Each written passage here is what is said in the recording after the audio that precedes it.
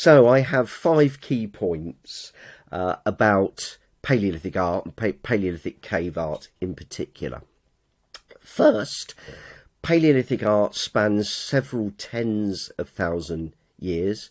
We tend to think of images of horses, but actually the earliest phase was non-figurative. It was marks of the body, hands being placed against walls, fingers being covered in pigment.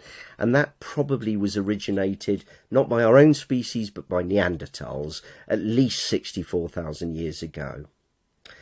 Secondly, the figurative art we think of when we think of cave art appeared somewhere after 40,000 years ago, perhaps as late as 37,000 years ago, by which time Homo sapiens had been in Europe for a few thousand years and Neanderthals had become extinct.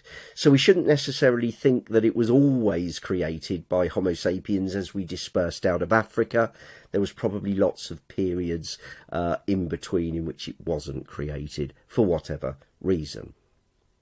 Thirdly, when we do have what we tend to think of in terms of cave art, it is overwhelmingly dominated by images of those animals that were so important to hunt, those gregarious herbivores on the steppe grasslands of Europe. Fourthly, we can see lots and lots of experiments with stylistic change, the ways you depict horses or the ways you depict bison, which really show that over some 25,000 years of figurative cave art, there was considerable change in the way people thought it should be done. And then finally, we think of it as art in a modern Western sense. We have to dismiss all of these modern Western notions.